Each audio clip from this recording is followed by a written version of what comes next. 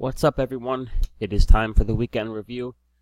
This is my second time recording this video because I just did about 25 minutes worth of recording and quickly realized that it was not picking up my voice. So I talked for 20 minutes to myself, uploaded it to YouTube, and it was just a nice quiet video with no sound. So here we are again. Gonna run through this a little quicker. Alright, so pretty good week for the SPY. Good amount of buying volume pushing us higher here.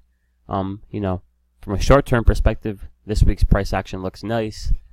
In the big picture of things, this puts us, even more so overbought. So something to keep in mind. We are due for, a natural little pullback. Pretty good week for the Qs. Decent volume. Nothing too crazy there, but as a general statement, we are very overbought, which weighed into my decision to take some profits this week. We'll run through our leaders as usual. Apple still quiet, no volume, so keep our eyes on that for a potential trade sometime soon.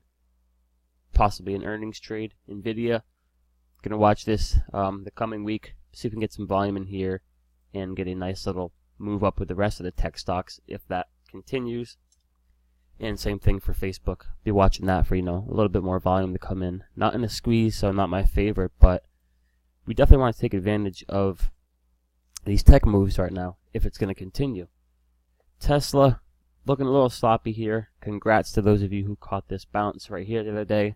That was a great trade for a lot of you. The one thing I will say is be careful with chasing for bounces, because what can happen is, here's a good example, you try to catch this day as a bounce, and the selling continues, or you try to catch this day as a bounce and the selling continues. It's I don't want to say it's a coin flip, but put it this way: trading in a squeeze is like a 70 to 80% accuracy. Kind of hard to get that accuracy here when you're just picking when you want to enter. I'm not sure what you really base it on, but just keep in mind, guys, that when you try to catch a falling knife, excuse me, when you try to catch a falling knife, it's going to go one of two ways. You're going to catch the handle and it looks good, or you're going to catch the bleed and cut your shit up. So, something to keep in mind.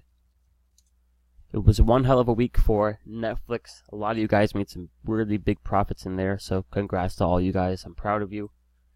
I myself got a very late entry, I believe, right here on this bar the other day, and was not a big fan of it, and decided to close and take my profits as the stock, kind of opened a little weak yesterday. Granted, it continued higher on the day, so, it is what it is. I took, $350 of profit, which, after getting a shitty entry, I really can't complain. Could I have held out for more? Of course, but we're overbought. When the stock started to turn and go red yesterday morning, I thought, you know what? Be happy with what you got, because this $300 is going to disappear like that. So I banked that, and I moved on with my day. Now, the trade of the week for me was Amazon. Amazon's been sold off pretty well recently, and after this big push, it looks like some quick buying came in. And what I did was I saw this bar creeping up on the volume, so I put about $2,000 worth of risk into Amazon on that day, and then on the next morning, as that bar continued, I doubled my position, so I had just about $4,000 of risk, and it turned out to be a great trade. And what I did yesterday is I closed half at one point and half at the other point, and I made about $2,400 from this Amazon trade. So, if you step back and look at that, that's pretty good. Almost $3,000, almost $2,500 from a few days is not bad at all.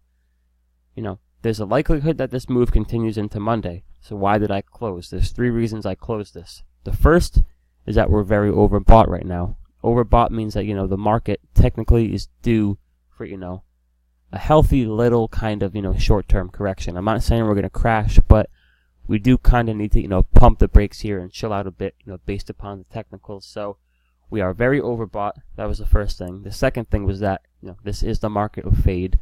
A lot of things look great. On Monday, come Tuesday morning, they completely reverse on you. With options, your profits disappear very quick. So that was number two. And number three, you had those two things, and the third was the fact that we were heading into the weekend. I just didn't feel comfortable. I said, hey, you know what? Let me bank this $2,400 along with, $300 from Netflix, and then about, $500 or so from Weight Watchers. So that comes to, I don't know, $3,500 on the week. Not too bad. I'll take that given the current situation that we're in. So that was my Amazon trade, and that's why I closed. What I'm watching for next week is VRTX. Bio's been nice and strong lately. This one's been pretty quiet, nice tight squeeze, and it looks like, some volume could start to come in. So I'm going to watch that one. We caught the fade in PPC this week, unfortunately. Great signal day here, and the next morning just completely reversed on us. But still in a squeeze. We've had, one shot, two. If we get that third shot up on real volume, it could easily break, that $30 mark. So I will be watching that. Definitely going to watch First Solar. It was a mess up here, an absolute battle between, supply and demand. It looks like it might have, chilled out now, kind of low volume. So if we get, a surge in volume, this will be, our third time trying to, break out of this squeeze. Third time is usually the charm if it's on real volume. So I'll be watching that and see if I can catch a move in First Solar. CSIQ, another solar stock, Canadian Solar, same thing, pretty messy. So I'm going to watch that one as well. I like this setup here on MyTech, decent looking squeeze, pretty low volume, so I'll watch that one for a quick trade. I'm not going to risk a bunch on, a smaller size stock like this, but it could be a nice income trade, risk 500 to make a few hundred, take the girlfriend to dinner, that kind of thing. And lastly, I'm going to watch Boeing for a very short trade. This one's definitely due for a pullback. It's pretty overextended, so what I'm going to do, this is a great trade I caught a few weeks back. Squeeze, big volume, gotta love it.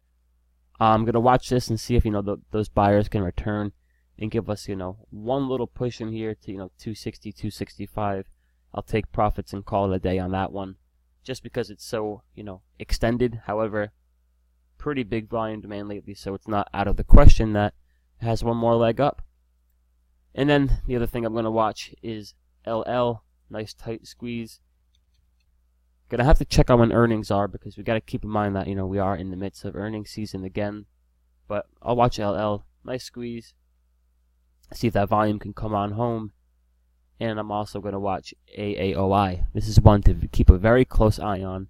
Historically, this is a runner. As you can see, it went from $60 and broke 100 in a relatively short period of time. So not too bad.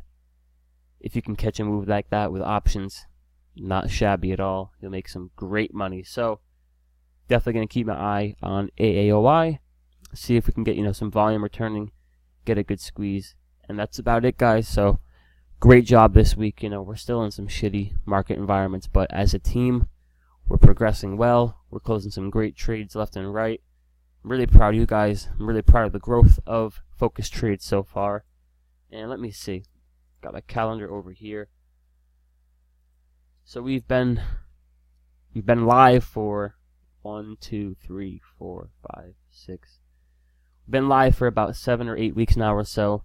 Just about 90 members on board. That's great. My goal, in the next 6 months is to get, over 1,000. And we've just finally started doing some marketing. So that could become fruitful. Continue to grow this team. As you guys know, we have our affiliation program going. If you recruit somebody to sign up for a membership on the site, when they go to sign up, there's a little referral box. If they put your name in there, what I'll do is send you $20 through PayPal immediately for bringing on a new member that we can help and form into another savage-ass trader. Alright guys, enjoy the weekend. Put the phones down, shut off the computer, go recharge, spend some time with your family, and then get ready to kill it on Monday. Alright guys.